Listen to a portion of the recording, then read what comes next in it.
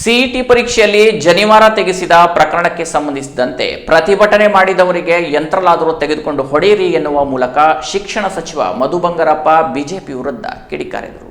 ಕುಮಟಾಕ್ಕೆ ಆಗಮಿಸಿದ ಶಿಕ್ಷಣ ಸಚಿವ ಮಧು ಬಂಗಾರಪ್ಪನವರು ಮಾಧ್ಯಮಗಳ ಬಳಿ ಮಾತನಾಡುವಾಗ ಪತ್ರಕರ್ತರೊಬ್ಬರು ಜನಿವಾರ ತೆಗೆಸಿದ ಪ್ರಕರಣದ ಬಗ್ಗೆ ಪ್ರಶ್ನಿಸುತ್ತಿದ್ದಂತೆ ಮಾತನಾಡಿದ ಸಚಿವರು, ಸಿಇಟಿ ಪರೀಕ್ಷೆಯ ಸುತ್ತೋಲೆಯನ್ನ ಕೇಂದ್ರ ಸರ್ಕಾರ ಹೊರಡಿಸಿದ್ದು, ಈ ಸುತ್ತೋಲೆ ಪರ ನಾನಿಲ್ಲ. ಆದರೆ ರಾಜ್ಯದಲ್ಲಿ ಜನಿವಾರ ತೆಗೆಸುವ ಪ್ರಕರಣ ಆಗಬಾರದಿತ್ತು.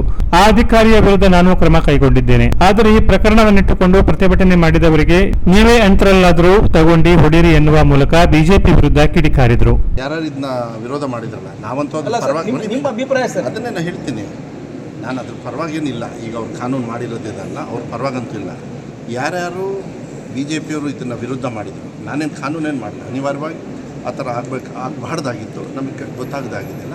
ಯಾರು ಇದನ್ನು ಪ್ರೊಟೆಸ್ಟ್ ಮಾಡಿದ್ರು ಅವ್ರಿಗೆ ಏನು ತೊಗೊಂಡಾದರೂ ಹೊಡೆದು ಕೊರತೆ ಬಂದಿರೋದು ಇವತ್ತಲ್ಲ, ಕೊರತೆ ಸುಮಾರು ವರ್ಷಗಳಿಂದ ಬಂದಿದೆ. ನಾನು ಬಂದ ಮೇಲೆ 13,000 ಟೀಚರ್ಸ್ನ ರಿಕ್ರೂಟ್ಮೆಂಟ್ ಮಾಡಿದೆ. ಏಡೆಡ್ ಸ್ಕೂಲಲ್ಲೂ ಕೂಡ 5 ವರ್ಷ ಮತ್ತೆ ತೊಗೊಳೋದಕ್ಕೆ ರೆಡಿ ಮಾಡಿದೆ. ಮತ್ತು ಕಲ್ಯಾಣ ಕರ್ನಾಟಕ ಭಾಗದಲ್ಲಿ ಸುಮಾರು 5,500 ಮತ್ತು ಇಡೀ ರಾಜ್ಯದಲ್ಲಿ 5,000, ಅಂದರೆ ಹೆಚ್ಚು ಕಮ್ಮಿ ಇನ್ನೂ 18,000 ಇಂದ 20,000 ಟೀಚರ್ಸ್ನ ತೊಗೊಳೋದಕ್ಕೆ ನನ್ನ ಕಡೆಯಿಂದ ಓಕೆ ಆಗೋಗಿದೆ.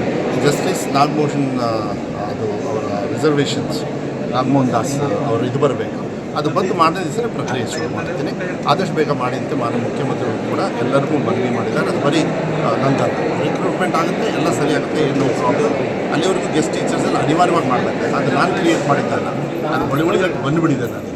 ಆದರೆ ಒಂದೇ ಸತಿ ತೊಗೊಳೋದಕ್ಕೆ ಆರ್ಥಿಕ ಒಂದು ಸಂದರ್ಭ ಅಲ್ಲ, ನಿರ್ಬಂಧ. ಅದಕ್ಕೊಂದು ಒಂದೇ ಸತಿಗೆ 50,000 ತೊಗೊಳೋದಕ್ಕೆ ಕಷ್ಟ ಆಗೋದ್ರಿಂದ ಅಂತಂತೂ 13,000 ತೊಗೊಂಡಿದ್ದೀನಿ. ಮತ್ತು ಇಲ್ಲಿ ತೊಗೊಳ್ತಾ ಇದ್ದೀವಿ. ಮತ್ತು ಅದು ತುಂಬತಕ್ಕಂಥ ಕೆಲಸವನ್ನು ಮಾಡ್ತೀವಿ.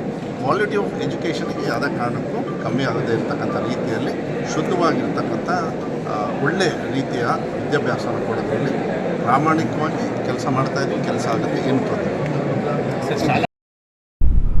Canara plus news, Kumta.